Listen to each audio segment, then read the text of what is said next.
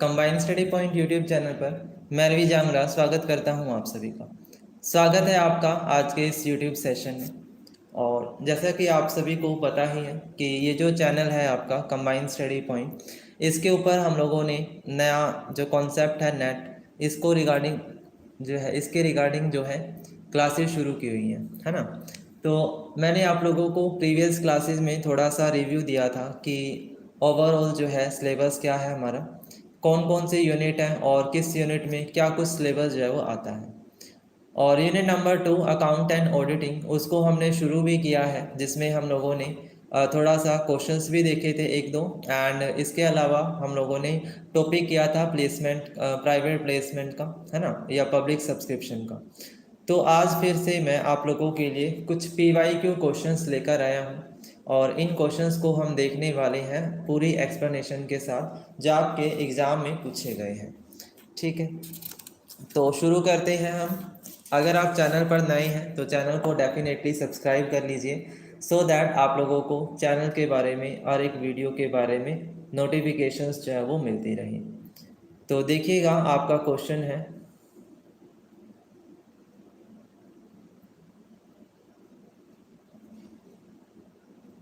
Question है आपका, amalgamation adjustment account is used for recording what.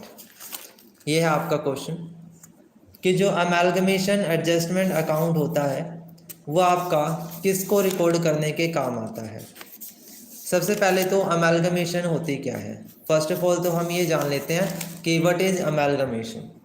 तो अमेलगमेशन का मतलब होता है जब दो कंपनी अपने किसी पर्सनल इंटरेस्ट के लिए जो है एक हो जाती है, ज्वाइन कर लेती हैं अपने एक पर्सनल इंटरेस्ट के लिए।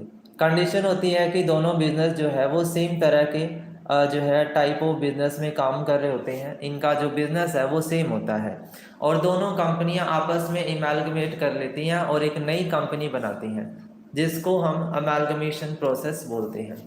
अमेलगमेशन का मेन मुद्दा यही होता है कि जो दो अलग अलग फर्म है उनके बीच का जो कंपटीशन है वो पूरी तरह से ख़त्म हो जाए। और जब हम अमेलगमेशन करते हैं तो अमेलगमेशन करते हुए आपके पास दो तरह की कंपनी इसमें आती हैं। एक वो कंपनी है जो ट्रांसफरर कंपनी है, ठीक है, एक इसमें आपका ट्रांसफरर कंपनी होती है और दूसरी आपकी ट्रांसफरी कंपनी होती है। ठीक है, इसमें आपके पास दो तरह की कंपनी आती हैं, एक आती है ट्रांसफर कंपनी और दूसरी आती है ट्रांसफरी कंपनी। जब हम बात करते हैं ट्रांसफ़र कंपनी की तो वो ऐसी कंपनी है जिसने अपना बिजनेस जो है वो ट्रांसफ़र कर दिया या दूसरी कंपनी के साथ अमेलगमेट कर दिया, तो वो आपकी ट्रांसफ़र कंपनी हो जाती है। और ट्रांसफ़र ही कंपनी होती है जिसने अपना अमेलगमेशन प्रोसेस को पूरा किया है ना, ट्रांसफ़र ही वो हो गया। तो इन दोनों के बीच में ये पूरा का पूरा प्रोसेस चलता है और जब अकाउंट एडजस्टमेंट होती है तो उसमें अमेलगमेशन एडजस्टमेंट अकाउंट यूज़ किया जाता है। ठीक है, ये हमारा किस चीज़ को रिकॉर्ड करता है, तो आपके ऑप्शंस में क्या दिया गया है। पहला ऑप्शन आता है कि क्या ये आपका कैपिटल रिजर्व को रिकॉर्ड करेगा, या फिर जनरल रिजर्व रिकॉर्ड करता है, स्टैट्यूटरी रिजर्व रिकॉर्ड करता है, या रेवेन्यू रिजर्व रिकॉर्ड करता है। तो थोड़ा सा इन रिजर्व्स के बारे में भी जान लेते हैं कि अगर हम बात करते हैं कैपिटल रिजर्व की, तो कैपिटल रिजर्व वो रिजर्व होता है जो हम लोगों ने कैपिटल प्रॉफिट में से क्रिएट करते हैं, है ना। कैपिटल रिजर्व हमारा जो है ऐसा होता है जो हमारा कैपिटल एसेट से क्रिएट होगा, है ना। जितने भी हमारे कैपिटल एसेट हैं उनसे जो हमें फ़ायदा मिल रहा है वो आपका रेशियो कैपिटल रिजर्व में आ जाता है। जनरल रिजर्व हमारा आम जो डेली बेसिस के एक्सपेंसेस है उनको करने के लिए होता है। स्टैट्यूटरी रिजर्व हमारा लीगल प्रोविज़न के लिए बनाया जाता है कि कभी भी कोई लीगल प्रोविज़न की ज़रूरत पड़ती है तो उस दौरान स्टैट्यूटरी रिजर्व के अमाउंट का यूज़ किया जाएगा। कोई अमेलगमेशन करना है या आपको प्रॉपरली कोई डॉक्यूमेंटेशन करना है तो उसके लिए स्टैट्यूटरी रिजर्व का यूज़ होगा। रेवेन्यू रिजर्व हमारा ऐसा रिजर्व होता है जो डे टू डे हमारे रेवेन्यूज़ को क्या करता है, कैलकुलेट करता है। ठीक है, तो अगर मैं बात करूं अमेलगमेशन एडजस्टमेंट अकाउंट की, तो ये हमारा स्टैट्यूटरी रिजर्व्स के लिए यूज़ होगा। ठीक है, तो राइट आंसर हमारा क्या हो जाएगा, option number 3, that is your statutory reserve. ठीक है, क्या हो जाएगा, स्टैट्यूटरी रिजर्व हो जाएगा, ये हमारा राइट आंसर है। चलिएगा, आगे बढ़ते हैं। आगे हमारे पास क्वेश्चन आ जाता है, the accounting standard number 3 has been mandatory accounting period beginning from 1 April 2001 for which of the following enterprise. ये कह रहा है कि भाई वो कौन सी एंटरप्राइज होती है जिसको अकाउंटिंग स्टैंडर्ड थर्ड मेंटेन करना कंपलसरी है। अकाउंटिंग स्टैंडर्ड हमारा जो थर्ड है उसको मेंटेन करना जो है वो कंपलसरी होता है, तो उसके बारे में हमें बताना है। ठीक है, इसका जो अकाउंटिंग पीरियड है हमारा वो कब से स्टार्ट होता है, तो it will be starting from beginning from 1 April 2001। तो इसमें आपको आंसर देना है कि वो कौन सी फर्म होगी जिसके अंदर अकाउंटिंग स्टैंडर्ड नंबर 3 फॉलो होगा। ऑप्शन नंबर ए कहता है अ commercial industrial and business reporting enterprise whose turnover for the accounting period exceed the 50 crore. ठीक है, कि जिसका टर्नओवर जो है वो 50 करोड़ को क्रॉस कर चुका है, ऐसी कंपनी होगी। ठीक है, सेकंड है enterprise whose debt and equity security are not listed on a recognized stock exchange। ठीक है, जो स्टॉक एक्सचेंज है हमारा उसके अंदर रिकॉर्ड नहीं किया गया है। ठीक है, आपका डेप्ट या इक्विटी दोनों में से किसी भी चीज़ को रिकॉर्ड जिसमें नहीं किया गया, क्या ऐसी एंटरप्राइज होगी। थर्ड है all the enterprise whose turnover is exceed 2 crore, कि वो हर एक एंटरप्राइज जिसका टर्नओवर 2 करोड़ से ज़्यादा है उसको हम इसमें शामिल करते हैं। या फिर only the banking and insurance company, कि सिर्फ और सिर्फ बैंकिंग या फिर इंश्योरेंस कंपनी को ही इसमें शामिल किया जाता है, आप बताएंगे। ठीक है, तो इस क्वेश्चन में आपने याद रखना है, ये क्वेश्चन आपका अच्छा क्वेश्चन था। तो इसमें हमारा statement number 1 is the correct, कि जो कमर्शियल इंडस्ट्रियल और बिजनेस रिपोर्टिंग एंटरप्राइज है जिसका टर्नओवर 50 करोड़ से ज़्यादा हो चुका है उनको इस प्रोविज़न को फॉलो करने की नीड होगी। ठीक है, तो वो इस प्रोविज़न को फॉलो करेंगे, याद रखिएगा। ये आपका PYQ है बच्चा, प्रीवियस ईयर क्वेश्चन है। ठीक है, मैंने खुद से नहीं बनाए हैं, प्रीवियस ईयर है जो मैं करवा रहा हूँ। अगला क्वेश्चन देखिए, X and Y are the partner sharing the profit and loss in the ratio of 4:3। देखिए जो आपका रेशो का चैप्टर है इससे क्वेश्चन आना तय है। अकाउंट एंड ऑडिटिंग में रेशो का क्वेश्चन कंपलसरी है, आएगा ही आएगा। तो रेशो के ऊपर आपने अच्छी प्रैक्टिस करनी है। मैं भी आपको रेशो के ऊपर अच्छे क्वेश्चंस लेकर आऊँगा, करवाऊँगा, तो उससे आपका जो बेनिफिट है वो ज़्यादा होगा, है ना। लेकिन अपने एंड से भी आपको क्वेश्चंस की प्रैक्टिस रखनी है ताकि न्यूमेरिकल सोल्व करने में कोई प्रॉब्लम ना आए। तो क्वेश्चन है X and Y are the partner sharing the profit and loss in the ratio of 4:3 and they admit Z into partnership for the 1/5 share. X and Y decided to share the future profit in the ratio of 2:1. Calculate the sacrificing ratio. तो इसमें आपको sacrificing ratio निकालनी है। Old ratio क्या दी हुई है, 4:3 दी हुई है। ठीक है, इसके अलावा मैं बात करूं तो X और Y ने क्या कहा है कि वो अपना फ्यूचर प्रॉफिट 2:1 में डिस्ट्रीब्यूट करेंगे। तो निकाल लीजिए इसका आंसर। ठीक है, तो देखिए कैसे होगा।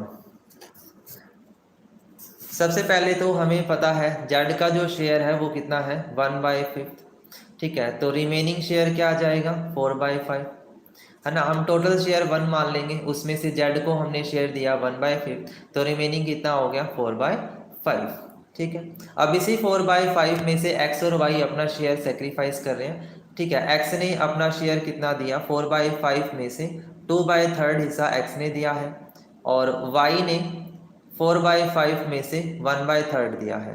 ठीक है, तो एलसीएम ले लीजिए, कितना आएगा 15, और ऊपर आ जाएगा 12 माइनस 20 माइनस आपका आ जाएगा 12, तो यहाँ से आ जाएगा 8/15। ठीक है, और दूसरी तरफ अगर हम यहाँ निकालें 15, 12 और -5,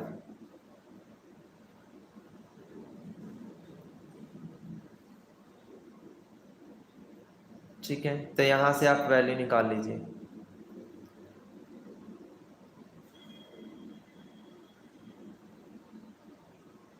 ठीक है जी, अब इसको सोल्व करेंगे आप और सेक्रीफाइसिंग रेशियो आपकी निकालेंगे जिसमें से उनका ओल्ड शेयर माइनस कर देंगे और जो उन्होंने शेयर सेक्रीफाइस किया वो माइनस कर देंगे। तो वैल्यू निकाल लेंगे आप और कैलकुलेट करेंगे माइनस करके, तो आपका आंसर जो है वो कितना आ जाएगा। आपका जो ऑप्शन नंबर 4 है वो इसका राइट आंसर है। ठीक है, option number 4 is your right answer, 4:17, this is your right answer. ठीक है, कैलकुलेट करके आप इसको सोल्व कर लेंगे। इसके बाद अगला जो क्वेश्चन है वो देखिए क्या है आपका। When the value of investment in the subsidiary in a holding company balance sheet is more than the book value of net asset acquired, the difference represent is। अगर मैं कह दूं कि आपने इन्वेस्टमेंट की है सब्सिडरी के अंदर, ठीक है, और बैलेंस शीट का जो बैलेंस है वो बुक वैल्यू से ज़्यादा है, ठीक है, बैलेंस शीट का जो बैलेंस है वो बुक वैल्यू से ज़्यादा है, तो उस केस में कौन सा बैलेंस हमारा आएगा। ठीक है, नॉर्मल सी बात है, हम जब परचेज कंसिडरेशन की एंट्री करते हैं, आपने करी होगी, एसेट और लाइबिलिटी को हम कंपेयर करते हैं, एसेट अकाउंट डेबिट करते हैं, लाइबिलिटी नीचे लिखते हैं, और जब उनके बैलेंस में डिफरेंस आता है तो या तो गुडविल अकाउंट ओपन करते हैं या फिर कैपिटल रिजर्व ओपन करते हैं। ये तो बात सभी को पता है ना। तो वही इसमें भी है होल्डिंग एंड सब्सिडरी में। तो यहाँ पे सी और डी तो हमारा आंसर होंगे नहीं, तो आंसर आएगा आपका या तो कैपिटल रिजर्व या गुडविल आएगा। ठीक है, अब इसने कहा है कि बुक वैल्यू जो है वो ज़्यादा है नेट एसेट से, ठीक है, होल्डिंग कंपनी की बैलेंस शीट में, तो यहाँ पे जो बैलेंस आता है वो आपका कैपिटल क्या आएगा, गुडविल ऑन कंसोलिडेशन आएगा। ठीक है, क्या आ जाएगा, गुडविल ऑन कंसोलिडेशन। ठीक है जी। और अगर इसका मैं अपोजिट कह दूं कि भाई बैलेंस शीट जो है उसका बैलेंस लेसर है book value of net asset से, तो आपका आंसर चेंज हो जाएगा और फिर हमारा आंसर कैपिटल रिजर्व हो जाएगा। ठीक है, अगर इसका अपोजिट होता है। क्लियर है। बाकी ऑप्शंस की अगर मैं बात करूं तो माइनॉरिटी इंटरेस्ट आपसे पूछ सकता है। माइनॉरिटी इंटरेस्ट होता है लेस देन 50% ओनरशिप राइट। ठीक है, कि जब कंपनी के ऊपर 50% से भी कम ऑनरशिप राइट रह जाता है तो उसे माइनॉरिटी इंटरेस्ट कहते हैं, और जो हमारी पेरेंट कंपनी है वो दूसरी कंपनी का माइनॉरिटी इंटरेस्ट एक्वायर कर लेती है। ठीक है जी, कि भाई अगर कोई कंपनी अपना माइनॉरिटी इंटरेस्ट किसी दूसरी फर्म को दे रही है तो इसका मतलब ये है कि उसने अपना ओनरशिप का जो राइट है वो उसको ट्रांसफ़र कर दिया है, इसको हम माइनॉरिटी इंटरेस्ट बोलते हैं। और पोस्ट एक्विजिशन प्रॉफिट वो होता है जो हमारा तब आता है जब हमने होल्डिंग कंपनी को जो है होल्डिंग कंपनी ने सब्सिडरी कंपनी बना ली है। ठीक है, और उसके बाद जब वो एक्विजिशन कर लेती हैं, एक्विजिशन करने के बाद उनके पास कुछ बैलेंस आएगा, कुछ वैल्यू आएगी, इसी है हम इसको हम क्या बोलेंगे, पोस्ट एक्विजिशन प्रॉफिट बोलेंगे। ठीक है, क्या बोल देंगे, पोस्ट एक्विजिशन प्रॉफिट बोल देंगे। ठीक है, नेक्स्ट देखिए, ये क्वेश्चन हमारा हो चुका है अमेलगमेशन एडजस्टमेंट वाला। आगे बढ़ते हैं। क्वेश्चन है next, on which of the following ground the tribunal में order for the winding up of a company और petition submitted to indicate the correct code. Question है आपका, वो कौन सी कंडीशन होती है जहाँ पे ट्रिब्यूनल जो है ऑर्डर पास करता है कि कंपनी को वाइंड अप कर दिया जाए और या फिर उसकी पिटीशन डाल दी जाती है। तो अगर ऐसा होता है तो उसका एक प्रोसीजर होता है, एक पूरा प्रॉपर प्रोटोकॉल होता है। तो वो प्रोटोकॉल क्या है वो हम देख लेते हैं। इसमें से ये बताना है कि इनमें से कौन सी चीज़ है जो हम करते हैं। ठीक है, सबसे पहला है passing a special resolution for wind up. Number 2, conducting the affair in fraudulent manner. Number 3, reduction in membership. और नंबर 4 है इनएबिलिटी टू पे द डेट्स। ट्रिब्यूनल कब ऑर्डर देता है, अगर कंपनी खुद से स्पेशल रेजोल्यूशन पास करती है और कंपनी वाइंड अप करने के लिए पिटीशन डालती है, तो उस केस में ट्रिब्यूनल ऑर्डर पास कर देगा और उस रेजोल्यूशन को एग्री कर देगा कि कंपनी का वाइंड अप होना चाहिए। तो ए जो है वो बिल्कुल करेक्ट है, स्पेशल रेजोल्यूशन से कंपनी वाइंड अप हो सकती है by the order of tribunal. फिर इसी तरह से अगर कंपनी किसी तरह का फ्रॉडलेंट एक्टिविटी करती है, कोई भी उसका जो अफेयर है, जो काम है वो आपका फ्रॉडलेंट मैनर में है, तो इस केस में भी ये आपका क्या हो सकता है, ऑर्डर सबमिट हो सकता है, ट्रिब्यूनल जो है वो ऑर्डर पास कर सकती है। और अगर वो अपने डेट्स पे नहीं कर पा रही है टाइम टू टाइम, तो इस केस में भी हो सकता है। ठीक है, मेंबरशिप का इससे कोई लेना देना नहीं है, क्योंकि हमने पढ़ा हुआ है कि कंपनी एक ऐसा या कंपनी के बढ़ने की वजह से, मेंबर्स के बढ़ने की वजह से उसके वर्किंग पे कोई असर नहीं होता है, ठीक है। तो ये चीज़ गलत है, तो यहाँ पे ऑप्शन नंबर ए, बी और डी करेक्ट हो जाएंगे। तो आंसर हमारा क्या आ जाएगा, second, A, B and D only. ये आपकी कंडीशन है जब हम ट्रिब्यूनल के द्वारा ऑर्डर पास करते हैं और फाइनली जो है हम क्या कर सकते हैं, अपने आप को ट्रिब्यूनल कंपनी जो है वो वाइंड अप हो सकती है। फिर उसके बाद अगला क्वेश्चन देखिए, the annual demand for an item is 3200 units and the unit cost is 6. Inventory carrying charges of 25% per annum. If the cost of one procurement is 150, determine number of the order per year. तो इसमें बताना है कि भाई order क्या आएंगे। तो सबसे पहले तो इसके अंदर फॉर्मूला जो है वो आपका इकोनॉमिक ऑर्डर क्वांटिटी का लगेगा। ये एक बहुत ही इंपॉर्टेंट टॉपिक है बच्चा, इकोनॉमिक ऑर्डर क्वांटिटी, क्वेश्चन आता है इसका बार बार, ठीक है। तो फॉर्मूला होता है इसका 2 multiply D S divide by में एच। डी आपका होता है डिमांड, एस होता है ऑर्डर कॉस्ट और एच होता है होल्डिंग कॉस्ट, ठीक है जी। तो निकाल लेते हैं भाई, क्वेश्चन सोल्व करते हैं हम लोग। तो डिमांड देखिए कितनी है, एनुअल डिमांड हमारे पास 32 यूनिट है, तो 2 मल्टीप्लाई 3200, ठीक है, इनटू में आपका क्या आ जाएगा, आपसे पूछ रहा है एस यानी कि आपकी ऑर्डरिंग कॉस्ट। तो ऑर्डरिंग कॉस्ट कितनी है, 25% है ना, और यूनिट कॉस्ट है 6 रुपये। तो 6 का 25% निकाल लो, कितना आ जाएगा हमारे पास, ठीक है, 1.5 आ जाएगा। तो 1.5 हमारी जो है वो होल्डिंग कॉस्ट है, और इसके अलावा जो प्रोक्योरमेंट कॉस्ट है वो दी हुई है वो 150 है, तो लिख दो 150 और डिवाइड बाय में 1.5। तो निकाल लो, इसको सोल्व करोगे आप, तो सोल्व करके अंडर रूट में 6 लाख, ठीक है, ये वैल्यू आ जाएगी। और जब इसका अंडर रूट करोगे तो 800 का स्क्वायर है ये, ठीक है। और आपसे पूछ रहा है number of order, total order नहीं पूछे, नंबर ऑफ ऑर्डर पूछे हैं। डिमांड थी 3200 की, है ना, 3200 की, और 800 हमारे यूनिट्स आए हैं, कैंसिल आउट कर लो तो कितना आ जाएगा, 4 is your right answer. Number of order कितने आ जाएंगे, 4 आ जाएंगे, it is your right answer, ठीक है। क्लियर हुआ क्वेश्चन, समझ आ गया सभी को। नेक्स्ट आते हैं, अगला क्वेश्चन देखिए। अगला क्वेश्चन है, CCA method of inflation accounting is result of the recommendation of what. ठीक है, जो सीसीए मेथड है हमारा इन्फ्लेशन अकाउंटिंग का, वो कौन सी कमेटी के द्वारा बताया गया है। तो ये आपका सैंडीलैंड कमेटी के द्वारा बताया गया है, ठीक है। ये आपकी कमेटी 1975 में आई थी। सीसीए का मतलब है करंट कॉस्ट अकाउंटिंग। सीसीए क्या होती है, करंट कॉस्ट अकाउंटिंग।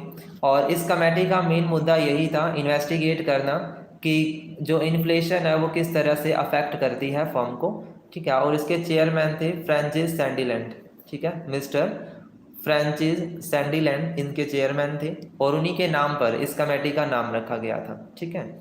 तो ये सिर्फ और सिर्फ इन्फ्लेशन को अकाउंटिंग से रिलेट करते हुए ये चेकिंग करने के लिए ही आया था। उसके बाद अगला क्वेश्चन है आपका next, which one of the following is the structure review of the system and procedure of an organisation in order to evaluate whether they are being conducted efficiently and effectively।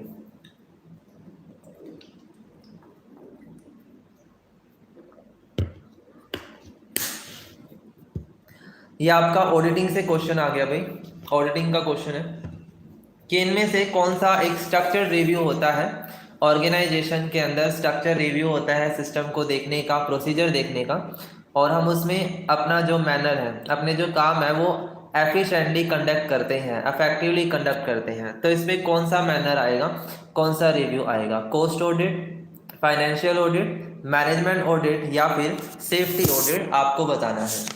तो इस question का जो correct answer हो जाता है वो है management audit, ठीक है जी। मैनेजमेंट ऑडिट हमारा इससे रिलेटेड होगा, ठीक है। अगर मैं कॉस्ट ऑडिट की बात करूं तो इसका काम होता है सिर्फ कॉस्ट वेरिफिकेशन करना, देखना कि कॉस्ट अकाउंट सही से बने हैं या नहीं बने हैं। फाइनेंशियल ऑडिट जो है वो हमारा फाइनेंशियल स्टेटमेंट को ऑडिट करता है, चेक करता है कि financial statement according to provision बनी है या नहीं बनी है। और सेफ्टी ऑडिट का काम होता है क्लाइमेटिक प्रॉब्लम को दूर करना, ठीक है। हैजार्डस जो प्रॉब्लम होती हैं ह्यूमन एसिड्स को लेकर या फिजिकल एसिड्स को लेकर, उनको दूर करने का काम जो है वो सेफ्टी ऑडिट के अंदर आएगा। इसके बाद अगला क्वेश्चन है, विच of the following order is follow in case of share under the fix price offering method. अच्छा, एक आपका आईपीओ होता है और एक होता है एफपीओ। देखिए, आईपीओ का मतलब होता है इनिशियल पब्लिक ऑफरिंग। जब कंपनी फर्स्ट टाइम अपने शेयर इशू करती है तो उसको आईपीओ कहते हैं, इनिशियल पब्लिक ऑफरिंग बोलते हैं। और दूसरा आपका एफपीओ होता है, यानी फर्दर पब्लिक ऑफरिंग। इसमें मतलब सेकेंड टाइम शेयर इशू होते हैं। तो आपको बताना है कि प्रोसीजर क्या होता है शेयर इशू करने का। तो सिंपल है बिल्कुल। सबसे पहले इसमें दिया है, क्या हम प्रोस्पेक्टस इशू करते हैं, issue of prospectus, receipt by company of application for the share, selection of merchant banker, issue of share certificate and allotment of the share to the applicant. देखो, सबसे पहले मुझे कुछ भी समझ में नहीं आ रहा, तो इसमें जो शेयर सर्टिफिकेट का काम है ये सबसे आखिर में होगा, है ना। जो शेयर सर्टिफिकेट का काम है वो सबसे लास्ट में होगा। तो देखो, सबसे लास्ट में डी कौन से ऑप्शन में है, एक तो सेकंड में है और एक फोर्थ में है। तो थर्ड ऑप्शन हमारा कट गया, फर्स्ट ऑप्शन कट गया। समझ आ गया, क्लियर हुआ। अब हमें फर्स्ट ऑप्शन को फिक्स करना है, मतलब सी आएगा या ई आएगा। तो सी में कहता है सिलेक्शन ऑफ मर्चेंट बैंकर और ई में कहता है अलॉटमेंट ऑफ शेयर्स। तो शेयर्स तो सबसे पहले अलॉट नहीं होंगे, सबसे पहली बात। तो हमारा ऑप्शन नंबर 4 कैंसिल हो गया। तो आंसर क्या आ गया, क्वेश्चन नंबर सेकंड आ गया। Option number 2 is your right answer. क्या हमें इसमें सारे ऑप्शन का पता था? नहीं पता था, लेकिन फिर भी हमने अपने मेथड से, स्मार्ट वर्क से क्वेश्चन को बना लिया, है ना। तो देखो, मैं यही बार बार कहता हूँ कि स्मार्ट वर्क जरूरी है। जरूरी नहीं है कि भी आपको सारा ही सिलेबस आए, सारे के सारे कॉन्सेप्ट आए, है ना। क्वेश्चन को थोड़ा सा समझने की जरूरत होती है, और जो प्रोसेस वाले क्वेश्चन है उसमें आपको फर्स्ट और लास्ट को फिक्स करना है बस, उसके बाद बाकी का काम हो जाएगा, ठीक है। तो यहाँ पे समझ आया सभी को कि इसमें क्या किया है। तो ऑप्शन देखो, सबसे पहले हमारा मर्चेंट बैंकर सिलेक्ट होगा, उसके बाद प्रोस्पेक्टस इशू होगा, उसके बाद हम लोग एप्लीकेशन मनी रिसीव करेंगे, देन उसके बाद हम अलॉटमेंट करेंगे एंड लास्ट में शेयर सर्टिफिकेट दिया जाएंगे, ठीक है। उसके बाद अगला क्वेश्चन देखो, अभी आपका असर्शन एंड रीजन का क्वेश्चन है, ठीक है। असर्शन एंड रीजन कहता है, given below are two statement, one is label as assertion and other is label as reason.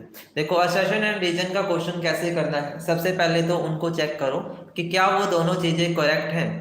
अगर वो दोनों चीजें करेक्ट हैं, फिर उसके बाद उनको आपस में हम रिलेट करके देखते हैं कि क्या वो एक्सप्लेनेशन सही दे रहे हैं या नहीं दे रहे हैं, है ना।